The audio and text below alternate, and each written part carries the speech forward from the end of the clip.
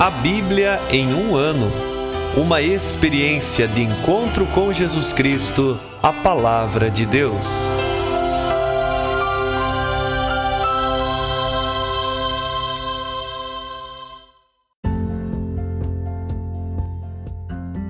Olá, eu sou Yuri, seminarista da Diocese de Ponta Grossa, Paraná. Você está ouvindo o podcast A Bíblia em um ano. Usando um plano de leitura cronológico, vamos ler a Bíblia inteira em 365 dias, descobrindo como a história da salvação se desdobra e se atualiza em nossas próprias vidas e na vida da Igreja. Estamos usando a Bíblia Católica com a tradução oficial da Conferência Nacional dos Bispos do Brasil. Você pode baixar o plano de leitura completo por meio de um link que você encontra na página do Instagram abiblia.emumano ou no facebook.com/seminariopg. Inscreva-se nesse podcast por meio da plataforma que preferir para receber as notificações diárias dos novos episódios.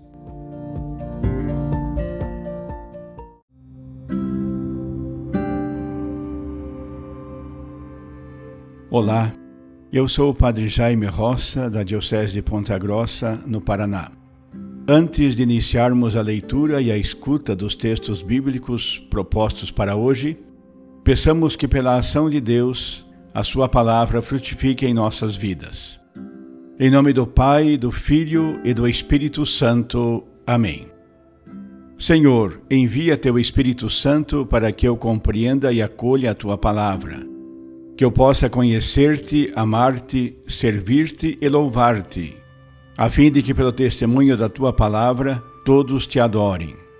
Faze, ó Deus, que pela leitura da tua palavra os pecadores se convertam, os justos perseverem na graça e todos consigamos a vida eterna. Por Cristo nosso Senhor. Amém.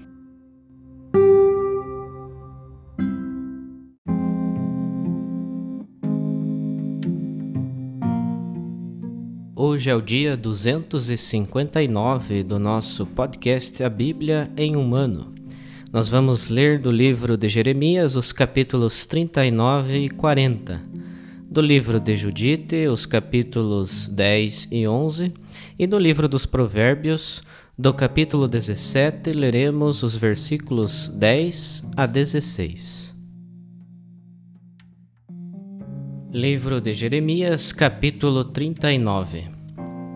No 9º ano de Sedecias, rei de Judá, no 10º mês, Nabucodonosor, rei da Babilônia, chegou com todo o seu exército a Jerusalém e cercaram a cidade. No 11º ano de Sedecias, no 4º mês, no dia 9 do mês, a cidade foi abalroada. Os comandantes do rei da Babilônia entraram e alojaram-se na porta do meio. Eram eles Nergal-Sarezer, Samgar-Nebo, Sarsequim, chefe dos eunucos, Nergal-Sarezer, chefe dos magos, e todos os outros comandantes do rei da Babilônia. Sedecias e seus soldados, ao verem isso, tentaram fugir. À noite saíram da cidade pelo jardim do rei, pela porta entre as duas muralhas. Saíram pelo caminho do deserto. O exército dos caldeus, porém, os perseguiu e alcançou Sedecias nos campos de Jericó. Levaram-no preso a Nabucodonosor, rei da Babilônia, que estava em Rebla, na terra de Emat. Ali mesmo ele decretou sua sentença. Em Rebla, o rei da Babilônia trucidou os filhos de Sedecias diante dos seus olhos. Trucidou também todos os chefes de Judá. Vazou os olhos de Sedecias e acorrentou-o com algemas de bronze a fim de levá-lo para a Babilônia. Os caldeus incendiaram o palácio do rei e as casas do povo e demoliram a muralha de Jerusalém. Quanto ao restante do exército que ficou na cidade, os desertores que se entregaram a ele e os sobreviventes do povo, Nebuzardã, chefe da guarda, deportou-os para a Babilônia. Os mais pobres do povo, os que nada tinham, Nebuzardã, chefe da guarda, deixou-os na terra de Judá e deu-lhes naquele tempo vinhedos e terra de plantio. A respeito de Jeremias, Nabucodonosor, rei da Babilônia, havia determinado a Nebuzardã, chefe da guarda, o seguinte: leva-o tu mesmo e olha por ele, nada lhe faças de mal, faze-lhe o que ele te pedir. Nebuzardã, chefe da guarda, Nebuzasbã, chefe dos eunucos, Nergal-Sarezer, chefe dos magos, e os outros oficiais do rei da Babilônia mandaram tirar Jeremias do pátio da guarda e o confiaram a Godolias, filho de Aicã, filho de Safã, para que o levasse para casa. A partir de então, Jeremias permaneceu no meio do povo. No tempo em que esteve preso no pátio da guarda, a palavra do Senhor viera a Jeremias, dizendo: vai dizer ao etíope Ebed-Meleque: assim diz o Senhor dos Exércitos, Deus de Israel: eu vou cumprir contra esta cidade as minhas palavras, para o mal e não para o bem, e isso acontecerá diante de ti naquele dia. E naquele dia eu te livrarei, oráculo do Senhor. Não serás entregue aos homens que temes.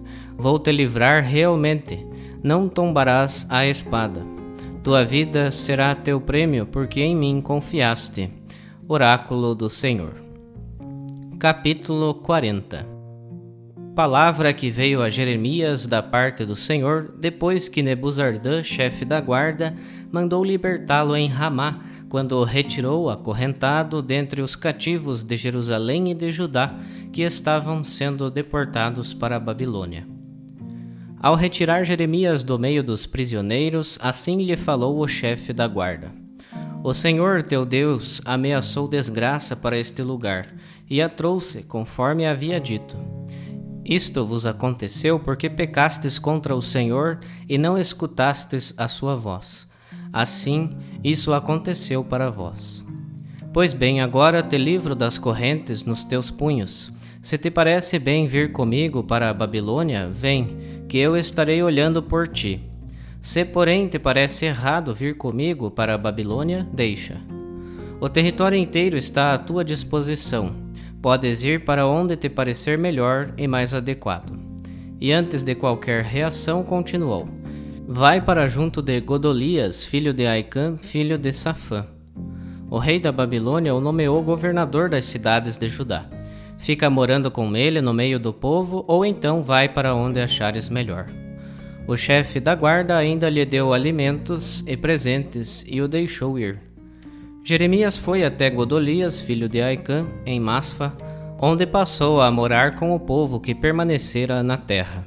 Os comandantes do exército e seus soldados, que se tinham dispersado pelos campos, ouviram falar que o rei da Babilônia nomeara governador a Godolias, filho de Aicã, e confiara-lhe homens, mulheres, crianças e gente dentre os mais pobres da terra, que não haviam sido deportados para a Babilônia. Dirigiram-se então a Godolias em Masfa. Ismael, filho de Natanias, Joanã e Jonatas, filhos de Careia, Saraías, filho de Teneumet, os filhos de Ofi, de Netofa, e Jezonias, filho de Maacate, com os seus soldados. Godolias, filho de Aicã, filho de Safã, jurou a eles e aos soldados: não tenhais medo de servir os caldeus. Ficai morando na terra, servi o rei da Babilônia e tudo vos correrá bem. Vede, eu estou residindo em Masfa como responsável diante dos caldeus quando vierem até nós.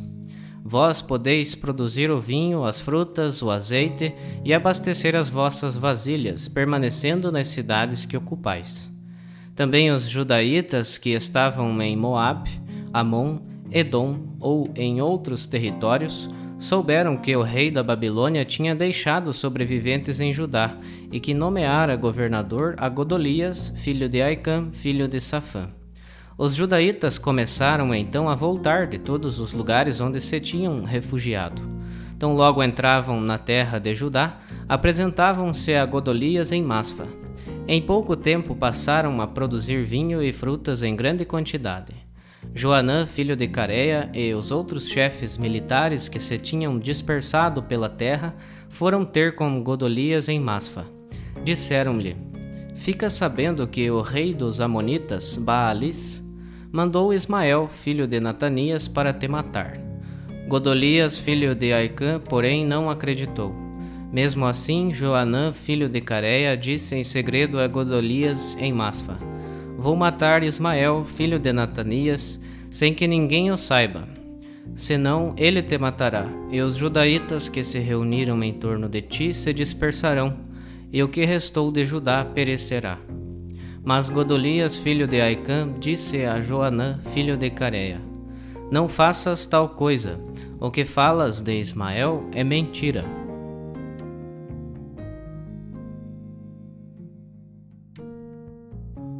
Livro de Judite, capítulo 10. Quando cessou de clamar ao Deus de Israel e terminou todas essas palavras, Judite levantou-se, chamou a serva e desceu à casa onde ela passava os dias de sábado e as festas. Despiu o pano de saco com o qual se vestia, deixou sua roupa de viúva, tomou banho e ungiu-se com um perfume especial. Penteou os cabelos, ajustou o diadema na cabeça e se vestiu com o traje de festa que usava quando seu marido Manassés ainda vivia. Calçou sandálias e enfeitou-se com colares e braceletes, anéis, brincos e todas as suas joias, enfeitando-se o mais que pôde para seduzir os olhos dos homens, de todos os que a vissem. Entregou à sua serva um odre de vinho e uma jarra de óleo. Encheu também uma sacola com farinha de cevada, massa de figos, pães e queijo. Embrulhou tudo e entregou à serva. Saíram ambas para a porta de Betúlia, e aí encontraram Osias e os anciãos da cidade, Cabris e Carmis. Ao vê-la com o rosto transformado e roupas diferentes, foram tomados de grande admiração e lhe disseram: O Deus de nossos antepassados te conceda encontrar graça e realize teus projetos para a glória dos filhos de Israel e a exultação de Jerusalém. Prostrando-se por terra, ela adorou a Deus e disse a eles: Ordenai que me abram a porta da cidade e sairei para que se realize aquilo que acabais de me dizer. Eles mandaram aos jovens que se abrisse a porta para ela, conforme o que dissera. Assim fizeram, e Judite saiu, ela e sua serva. Seguiram-na com o olhar os homens da cidade, até que ela desceu a montanha e atravessou o vale. Depois não mais a viram. Elas caminharam em linha reta, vale adentro, quando veio ao seu encontro o primeiro destacamento dos assírios. Eles a detiveram e interrogaram: A que povo pertences? De onde vens e para onde vais? Ela respondeu: Sou uma filha dos hebreus, mas estou fugindo deles, pois estão a ponto de se entregarem a vós para serem devorados. Eu venho apresentar-me a Holofernes, o comandante em chefe do vosso exército, para levar-lhe informações seguras. Posso mostrar diante dele o caminho que deve seguir para conquistar toda a região montanhosa, sem que um só dos seus homens seja ferido ou morra. Tendo ouvido suas palavras e observando o seu rosto, era a seus olhos de uma beleza admirável, os homens lhe disseram: Salvaste a tua vida, antecipando-te a descer para te apresentares ao nosso Senhor. Podes ir até sua tenda. Alguns dos nossos irão à tua frente, até te entregarem em suas mãos. Quando chegares à sua presença, não tenhas medo, mas informa-o segundo o que nos disseste e ele te tratará bem. Destacaram 100 homens dentre eles, os quais juntaram-se a Judite e a sua serva e as conduziram até a tenda de Holofernes.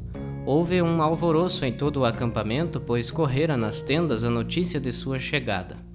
E vinham e a rodeavam, enquanto ela esperava fora na tenda de Holofernes, até que o informaram a seu respeito. Admiravam-se da sua beleza e comentavam as suas palavras, que eram muito auspiciosas, e louvavam os filhos de Israel por causa dela. Diziam um para o outro: Quem desprezará esse povo que tem tais mulheres? Não é bom deixar sobreviver um só homem dentre eles, pois os que escapassem poderiam lograr toda a terra. Entretanto, saíram os guarda-costas de Holofernes e todos os seus servos, e introduziram Judite na tenda. Holofernes estava repousando em seu leito debaixo de um cortinado tecido em púrpura, ouro, esmeralda e pedras preciosas. informaram-no a respeito de Judite. Então ele saiu para a antessala da tenda, precedido de muitos servos com archotes de prata.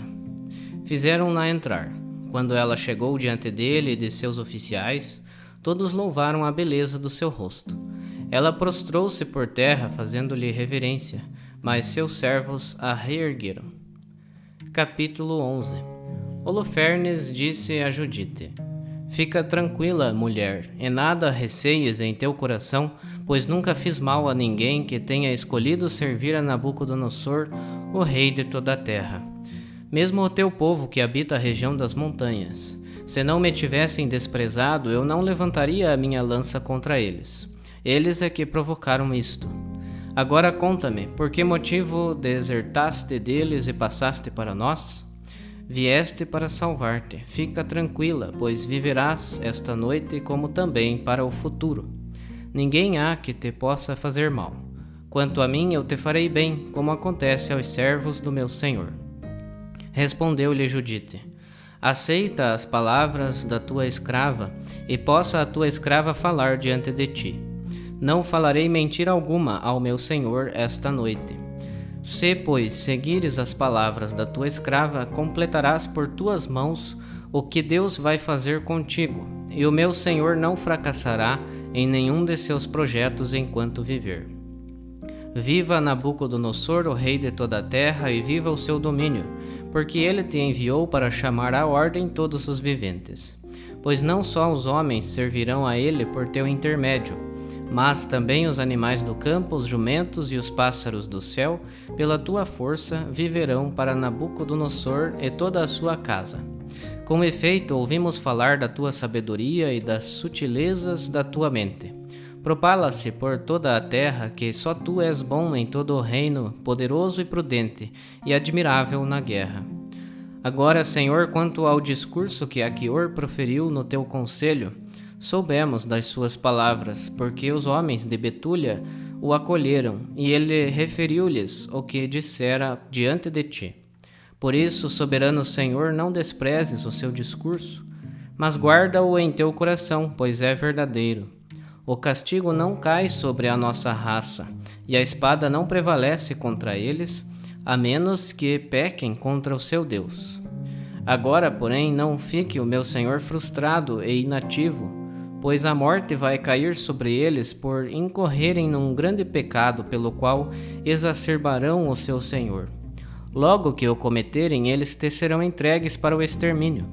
Depois que começaram a faltar-lhes os alimentos e se esvaziaram as fontes de água, quiseram servir-se de seus jumentos e pensaram em consumir todas as coisas que Deus, pelas suas leis, lhes ordenou que não comessem. Também as primícias do trigo e os dízimos do vinho e do óleo que haviam guardado, tendo-os santificado para os sacerdotes que presidem em Jerusalém ante a face de nosso Deus, presumiram consumi-los, quando ninguém entre o povo tem o direito de sequer tocá-los com as mãos. Enviaram emissários a Jerusalém, pois mesmo os que aí habitam fizeram tudo isso, para lhes trazerem a autorização da parte dos anciãos. Acontecerá que, quando esta lhes for anunciada e eles tiverem agido assim, nesse mesmo dia te serão entregues para a sua perdição. Eis porque eu, tua escrava, sabendo de tudo isso, fugi do meio deles. E Deus me enviou para realizar contigo uma façanha, da qual se admirará toda a terra, todos os que dela ouvirem falar. Pois a tua escrava honra a Deus, e serve dia e noite ao Deus do céu. Daqui por diante ficarei junto a ti, meu Senhor, mas a tua escrava sairá à noite para o vale, e ali rogarei a Deus. Ele me indicará quando os filhos do meu povo tiverem cometido esses pecados. Então virei informar-te. E tu sairás com todo o teu exército, e ninguém dentre eles poderá resistir. Hei de conduzir-te através da Judéia, até chegares diante de Jerusalém. Instalarei teu trono no centro da cidade, e tu os conduzirás como a ovelhas sem pastor, sem que um cão rosne contra ti. Isto me foi dito e anunciado segundo a minha presciência, e fui enviada para comunicá-lo a ti. As palavras de Judite agradaram a Holofernes e a todos os seus oficiais. Eles se admiravam da sua beleza e sabedoria e disseram: não há mulher igual de um extremo ao outro da terra que seja tão formosa e que saiba falar tão bem. Disse-lhe então Holofernes: Deus fez bem em mandar-te à frente dos filhos do teu povo, para que aconteça em nossas mãos a vitória, mas neles que desprezaram o meu Senhor, a perdição. Quanto a ti, és bela de aspecto e hábil em tuas palavras. Se, pois, fizeres como disseste, teu Deus será o meu Deus, e tu viverás na casa do rei Nabucodonosor, e serás famosa por toda a terra.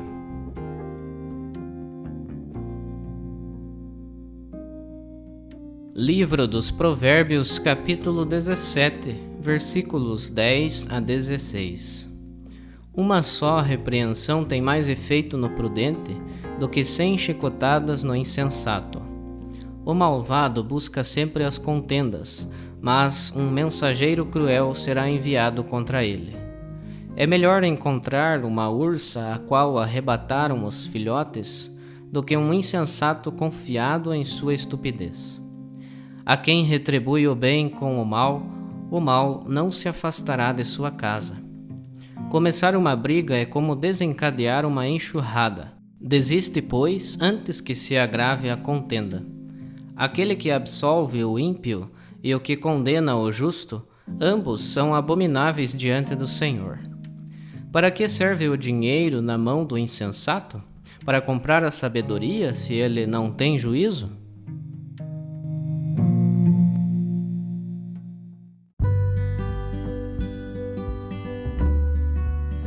Olá, eu sou o Padre Wagner, da Diocese de Ponta Grossa, no Paraná.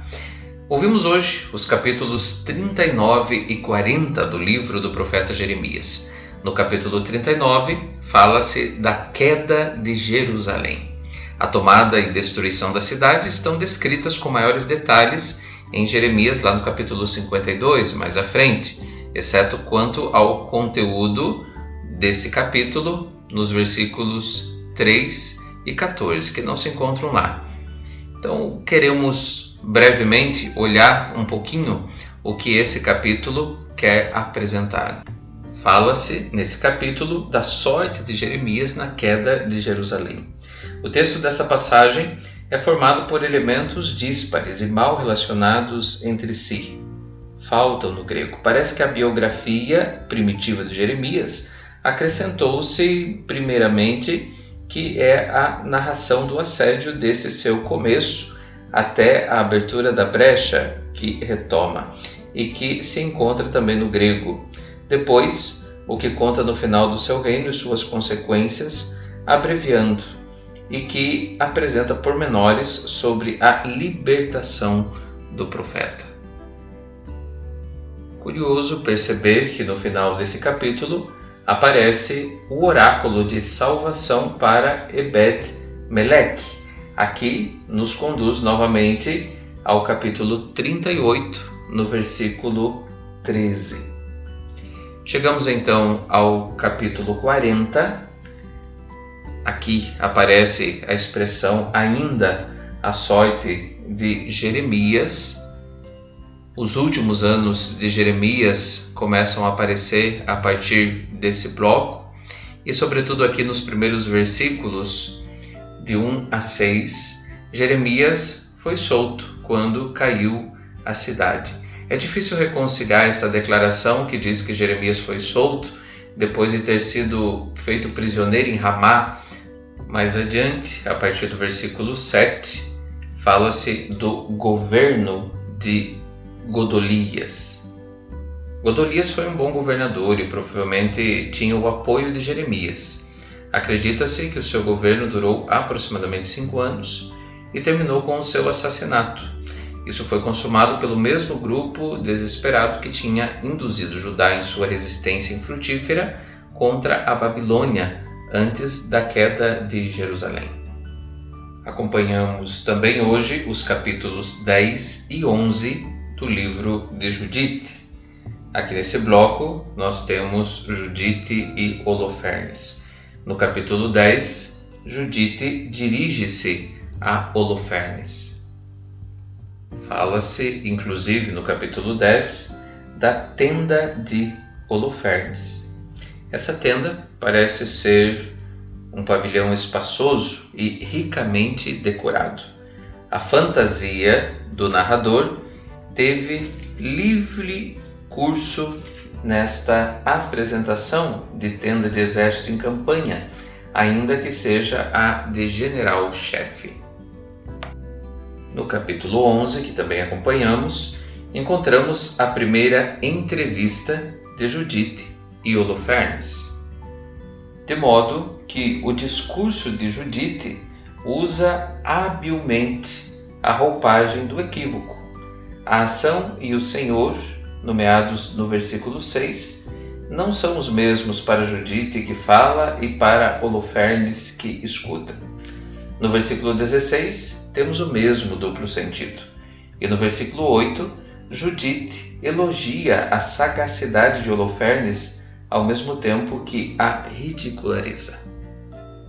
Unidas a essas passagens, encontramos as palavras sapienciais de Provérbios no capítulo 17, versículos de 10 a 16, de modo que para nós é importante ficar bem gravado no nosso coração essa afirmação: uma repreensão causa mais impressão no homem inteligente do que 100 golpes em um insensato. Muitas vezes não é fácil ser corrigido, mas é necessário. A correção nos edifica, nos transforma. Lembre-se sempre disso. Quem ama sabe a medida. Já dizia Santo Agostinho, a medida do amor é amar sem medidas. Sabe-se a medida certa também para a correção. Quem ama, corrige. Deus te abençoe. Continue perseverante nessa tão bela caminhada.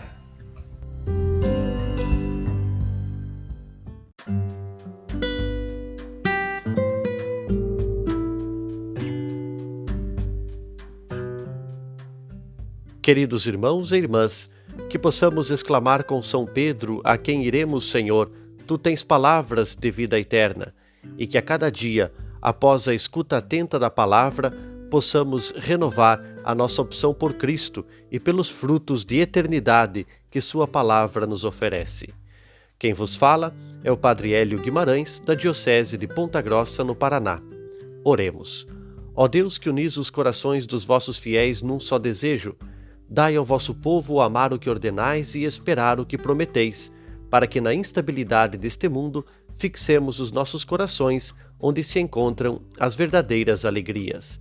E abençoe-vos o Deus Todo-Poderoso, Pai, Filho e Espírito Santo. Amém.